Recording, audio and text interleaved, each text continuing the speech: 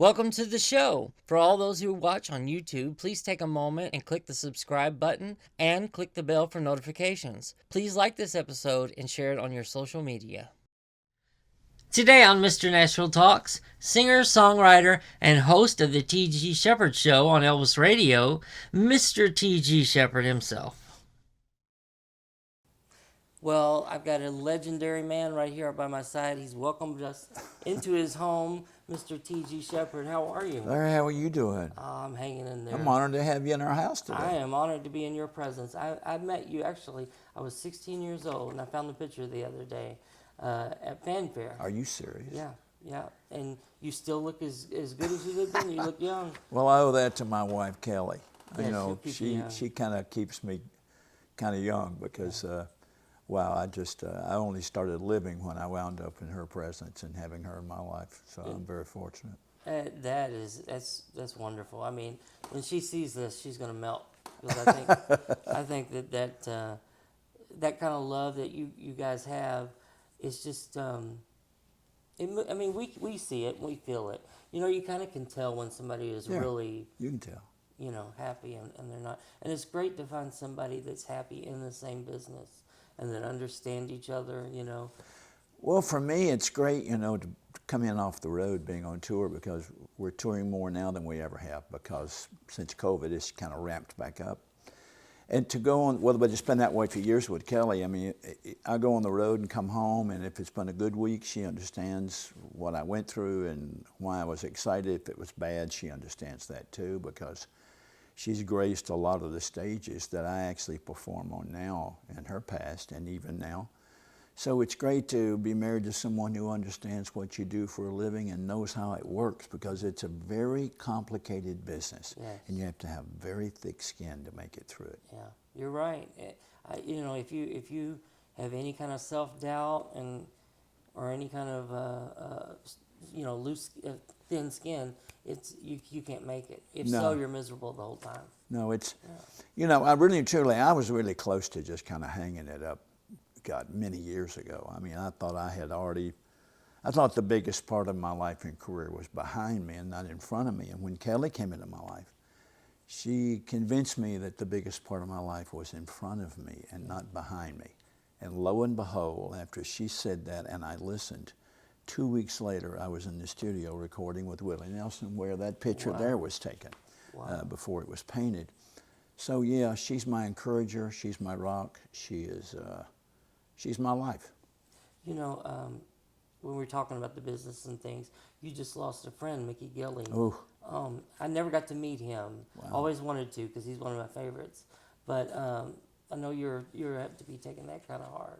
Well, Kelly and I had flown out to Laughlin, Nevada 3 weeks ago to catch Mickey at the Riverside Casino. He and Johnny Lee were performing. And we thought we would surprise them. Yeah. We wanted the curtain to go up and we'd be sitting in the first few rows and they'd be surprised, and sure enough they were.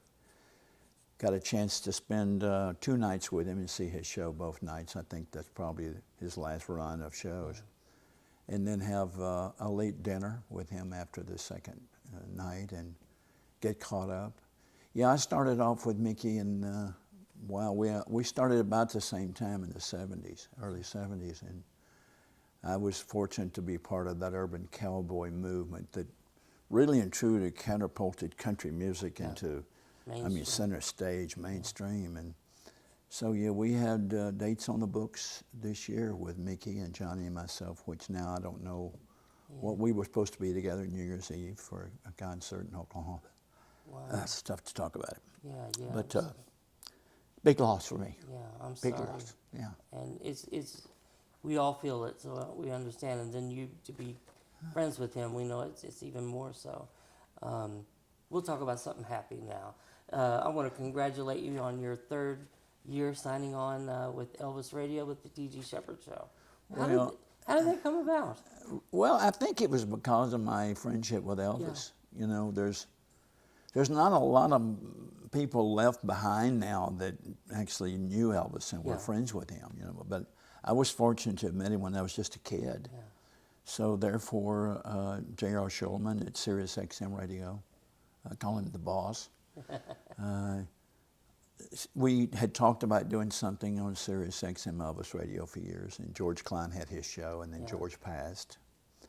So I got the baton kind of passed to me to kind of sit in for George. You can't take George's place. Right, I mean, he was wonderful and a dear friend.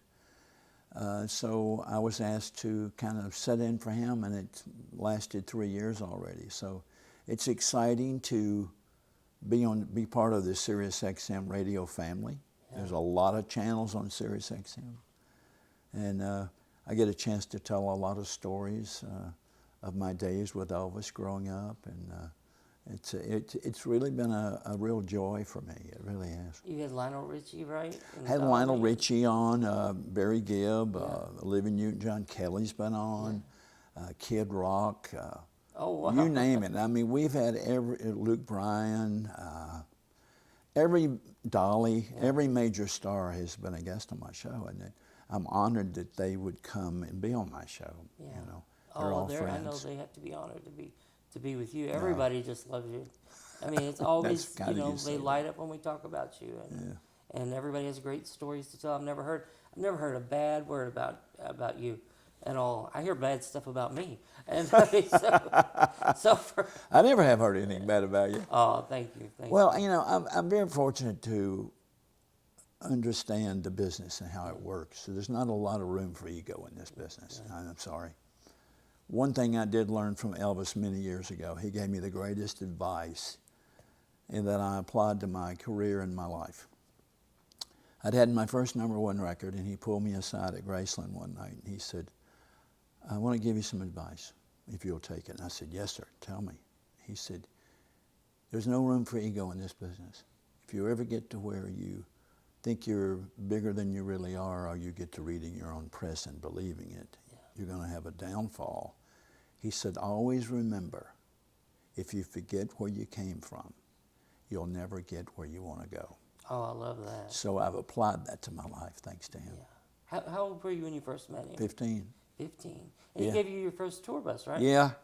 What a gift. Somebody the other day asked me, they said, "I guess the bus was the greatest gift that Elvis ever gave you, the tour bus." And I said, "No. The greatest gift was friendship first, but the bus was only the catalyst for what the greatest gift turned out to be. When he gave me the bus, Larry, I had to succeed. He gave me the bus to help my career get started. And I knew if he believed in me enough, I couldn't fail, because he believed in me to do something that great for me. Yeah. So it made me work harder to succeed. Yeah. And it gave me confidence that he believed in me. So the greatest gift he ever gave me was the gift of confidence through the gift of the bus. Well, that's amazing. And have you written a book? I know Kelly's written this great book. She is on me about it now. We're kind of mapping it out and kind of figuring out. There's so much to say. Yeah. It'll take me forever. I was inspired because of her book, I'm Not Going Anywhere, when I saw the impact that it had on people's lives. Yeah. I now want to write a book even more so, because I've seen what books can do to people's lives. And so, yeah, I will hopefully get, I'm a big procrastinator. I'm the world's worst. Kelly will tell you that. Hopefully I'll get that put together here one of these days before too long, and we'll get it out there. Well, because you really had a lot of, you got to see Memphis when it was, coming up. Yeah. And then Nashville when it was coming up. I mean, the 70s and 80s, the big years. But what was Memphis like back then with Elvis and Jerry Lee and? Well, I used to stand outside the studios when people like Carl Perkins and Jerry Lee Lewis and Roy Orbison and Jerry Lee, all those people would come in to record. I would stand outside of Sam Phillips recording studios looking through the windows and dreaming of someday being in there, And lo and behold, one day I'm standing in that studio looking back out to the street, and I'm in there. Isn't that amazing? And I'm recording with Jerry Lee Lewis. Wow. And I thought, wow, what a full circle moment. Back then, it was a different era. Of course, it was the beginning of music as I come to know it, rock and roll with and Charlie Rich and Johnny Cash and all those people would come there to record. So I was just absolutely enamored by these people. I mean, I just wanted to just meet them, not know that someday I'd become friends with all of them. Yeah. You know, but God is good. And Yes. dreams do come true. You're right. You're right. Yeah, they do. I've met every person I've ever wanted to meet except for one. But, you know, and most people can't say that. And then to get to work with them like you know, when they were at their heyday, Yeah. you know. You got to kind of see the beginnings of their career and be a part of it. Well, you know, Kelly and I wrote a song called The Killer. And I love that one. it's just a great song that she and I and Bobby Tomberlin wrote. And we went to Jerry Lee. It took us a long time to finally get him to agree to do it, and because it was about his life story. Yeah. And if he hadn't recorded it, it never would have seen the light of day because it was his song. Yeah. Lo and behold, he came in and did that with us, and we spent the day with him. But yeah, it was a real highlight. It was a real bucket list moment for me because as a kid, I used to be a car hop, you know, in Humboldt, Tennessee, and a place called Chiefs. And I would hear Jerry Lee Lewis singing on the radio, and I'd take people's food and stuff to their car. And I was dreaming of someday doing something in music. And it just, it was just an incredible day to be in the studio with him and get a chance to work with Cash and all those names I mentioned. I've gotten a chance to work with all of them. Well, and you get to become a legend yourself. I don't know about that. No, you haven't. I was telling Kelly, I really think it's way past time for you to be in the Hall of Fame. No, I leave that to the big people. I leave that to the Willie Nelsons and the George Joneses and the Merle Haggards and. Well, they're already in. Yeah, but you know, I can never fill those shoes. And if it ever happens to be a member of the Hall of Fame, be inducted, or a member of the Opry, I play the Opry all the time, that'll be frosting on the cake for me. But if it doesn't happen, I'm still very fulfilled with the career that I have had to this point. And I have no regrets about not getting in those two incredible fraternities, you might say. But maybe someday, you never know. Well, in your early years, too, I was reading that you were on Motown. Yeah. But in Nashville. So how did that come about?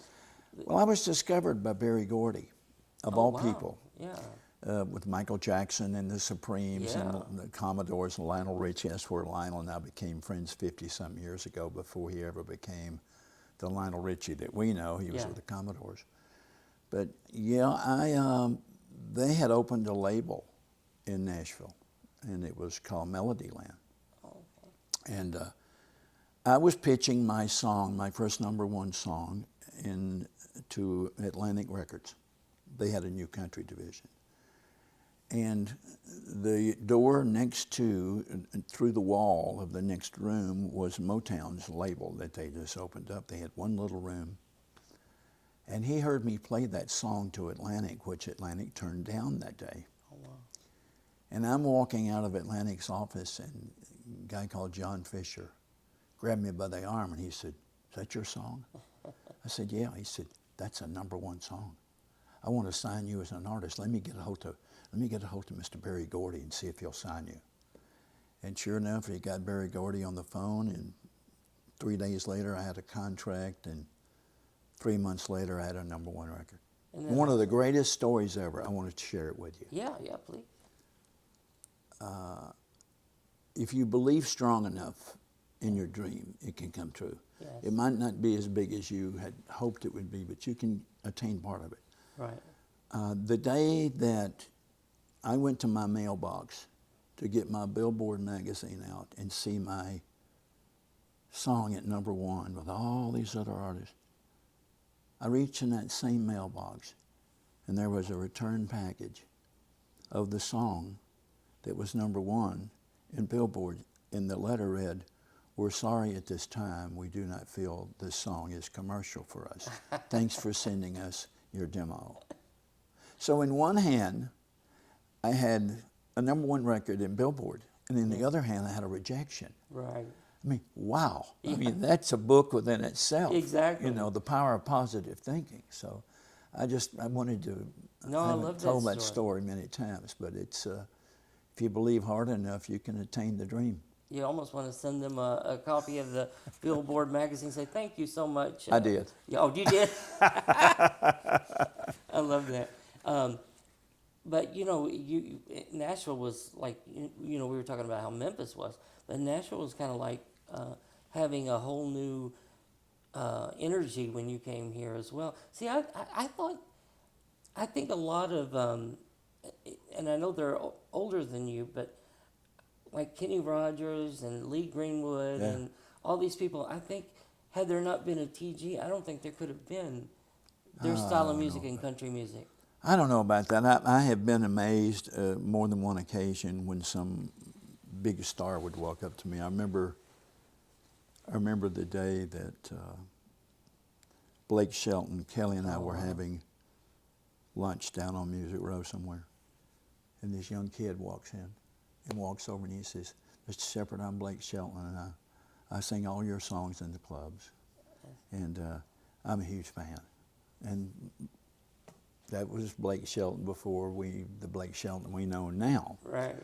And the same thing with Luke Bryan. I had Luke on my radio show recently and as my guest, and he said, "TG, you might not know this, but you were the very first concert my mother took me to when I was 8 years old." Wow. I said, "What?" He said, "Yeah. You and Jerry Lee Lewis were singing and doing a concert. Wow. And my mother took me to see your show." And I said, "Wow." I thought I recognized some of my moves. But, it's always a compliment when another artist that has attained huge success tells you that you had something to do with their dream or them succeeding. So, yeah, it's a great honor, but I've never looked at myself as being a legend. I'm just a guy that got lucky in being a singer. Well, you had 21 #1 hits. That can't be wrong. That's a blessing. Yeah. I always Sounds felt pretty that. legendary. I always felt if I could just get 1 or 2 #1s, I'd be fulfilled. I never dreamed of looking up and seeing 21 of them, because a lot of artists will never get that first #1. Exactly. I've been truly a very blessed man my whole life. You had a great career and still going. Yeah. Most people that have had that kind of success aren't still going the way that you are, and still staying current. And I think that's a testament to Well, your music is for everybody. I think the secret to longevity is being accessible and Yes. continuing to work Yeah. and never losing sight of the dream. Keep setting the dream further Yeah. and still keep having something you want to work toward. And if you'll do that and you keep working, you can stay in this business a long time. Yeah. And the fans give you everything that you have. Yeah. So I've always tried to be accessible. And I'm very fortunate to be celebrating my 48th year as a touring country artist this year. And I have to pinch myself sometimes. But as long as I'm still loving it, I will keep doing it. And I still love it.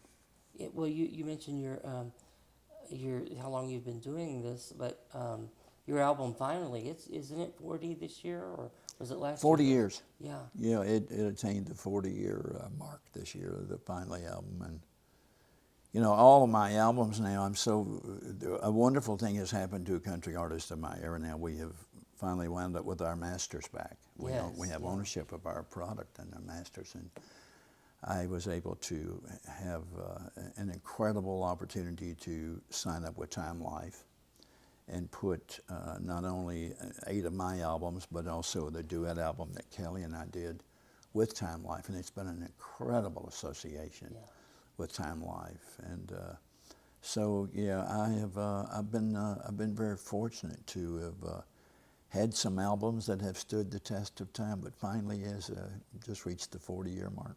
Well, we were talking about legends, and another legend that you got to work with that I know a lot of people are going to be envious of is Clint Eastwood. I mean, how many people can say most people, they were in a movie, you got to do a song with him. Very few people got to do that. But he did sing, is what a lot of people forget. He sang a few songs, and you're one of them. Well, he was still is a huge fan of country music, Yeah. Clint Eastwood is. And quite a composer himself in a lot of his movies, like Bridges of Madison County and other movies. The piano work that you hear going on, he scores all of that music for his movies. I was performing with Mickey Gilley and Johnny Lee on the Urban Cowboy Tour. And we were in Lake Tahoe, Nevada. And I was in the hotel room.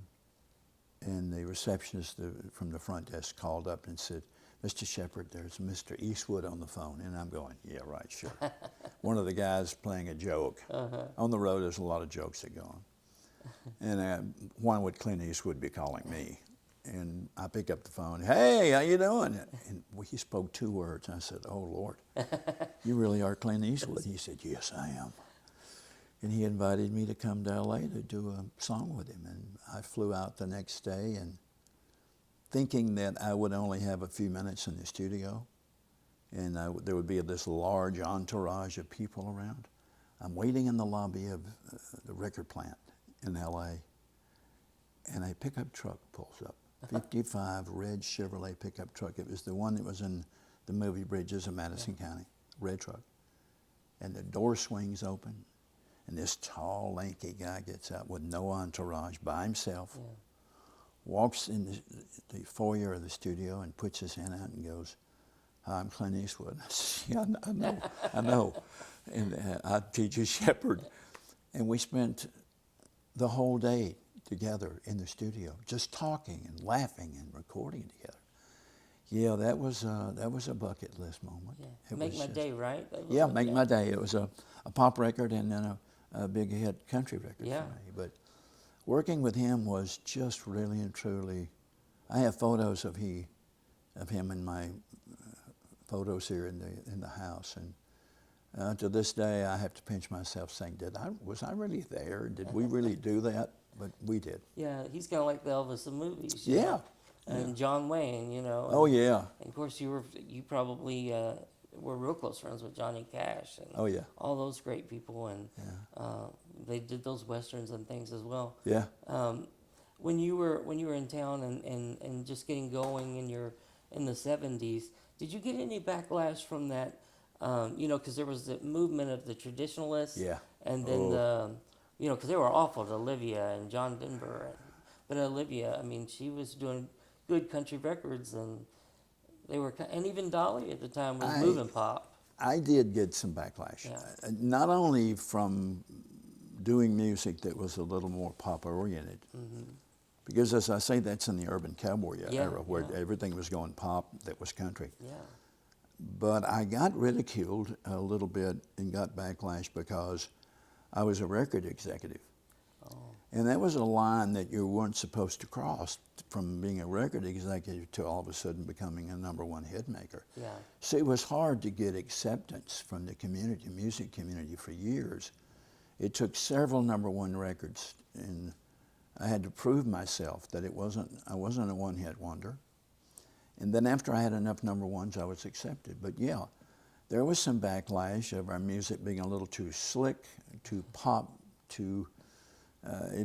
but we worked our way through it, and lo and behold, now it's totally different in this era. So the only thing you can count on in life is change. And without change doesn't come growth. So it's okay to change. We just don't need to forget the greats that paved the way for us. Yeah, I agree with that. Yeah. I agree with that, and like you say, and a lot of them got to become your friends. Yeah. So it worked out for the best. Your album, Legendary Friends and Country Duets, love that album. Kelly and I were talking a little bit about that. What's some of your favorite cuts from that album? I mean, that had to be a lot of fun. There were several. The cut with Conway Twitty, because he had been gone for so long. Yeah. And Kelly has been close to the family for years. And so she went to the family and they gave us permission to use his vocal. And I remember the night that I went into the studio and they had laid a new track down and took his vocal and put it on the track. It was late at night and it was dark in the studio. And I heard his voice why me, Lord? And for a moment, it was like he was there. Yeah. It was a magical moment. And I started singing my parts. That cut on the album is one of the highlights. Another great moment on the album was Haggard with Merle, with a song he wrote called Songman. There's so many magical moments on that album because all of those people on Legendary Friends in Country Duets album were my mentors. Yeah. And when I got ready to record that album, I thought, well, I'll invite all of these people and maybe a few will come. Yeah. They all came. Isn't that awesome? Every one of them, from Willie Nelson to Jerry Lee to Haggard, George Jones, the Oaks, Ricky Skaggs, B.J. Thomas, Mickey Gill. The list goes on forever. Yeah. So I was very fulfilled. I felt like when I finished that album that I had done something that will be here for a long time because of the people that I was able to sing with. And it was just, to be in the studio with each one of those people was just a dream come true. It really, I've had no other album in my life that fulfilled me that much, of being in with my mentors and recording with them.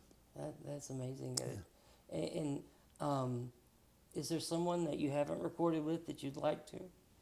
Oh gosh, there's so many. I would like to have recorded with Kenny Rogers. You know, I toured with KR for years and opening his shows. I would like to eventually probably, I think Vince Gill is one of the greatest singers of our day. There's no greater pure voice than Vince Gill. Yeah. And one of the nicest guys. I mean, he's the real deal. Yeah. He's what you see is what you get with Vince. Yeah. Vince would be one. I would probably like to do something with Dolly. Oh yeah, that would be Eventually, great. someday. I haven't done anything with her yet.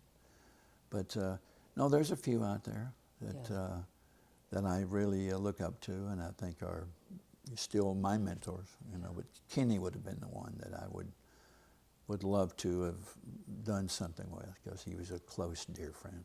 Yeah, what a loss we had. Oh, well, I haven't gotten over that one yet. And then right behind him was Charlie Pride and Charlie Daniels and B.J. Thomas, and then Mac Davis. Oh, yeah. Mac has been in my home here so many times, and just, you know, it's just, and then this past week with Naomi. Yeah. And Joe Diffie, we lost. And Joe Diffie was a close friend. Yeah. And Earl Thomas Conley, K.T. Oslin. We've lost too many too quick. Yeah. And, but it gives me a whole newfound appreciation for their work. Yeah. Because all of those people have left behind great musical legacies for us to love for years to come. Yeah. But no, KR would have been the one I'd like to have done a duet with. Oh man, you all would have done something great. Maybe you'll be able to do a thing like Conway with him. Maybe that would be good, because I'm sure his wife is probably good friends as well. And well, I'll sing with him and all those others one day. yeah, you sure will. Let's talk about your faith a little bit. I talked to your wife Kelly about her faith and you know the struggles she went through. Yeah. I don't know how she could have done it without faith, and I would say that you had probably the same thing, because it was probably scaring you as well, even though you all weren't married yet. But I mean, it was, you all were already in love, and I say this a lot, that God lives in our house. yes, Okay. I feel it. You know, I feel it here. We pray every day of our lives. We're thankful for our lives. I'm thankful for her life. But no, we could not have gotten through a lot of things in our life without God and our faith. And therefore, when Kelly came into my life, I was a Christian. I was saved when I was 12. Yeah. But you know, we all drift. Yeah. You know, going through the adult years. But when she came into my life, the spiritual side of her made my spiritual side greater. Yeah. And so now we're spiritual together. That's great. And it's a wonderful thing to be married to somebody who is a believer and a Christian. We only want to be an inspiration to other people. around us. And our people ask me all the time, what's left for you to do in your life and career? And Kelly will tell you the same thing probably.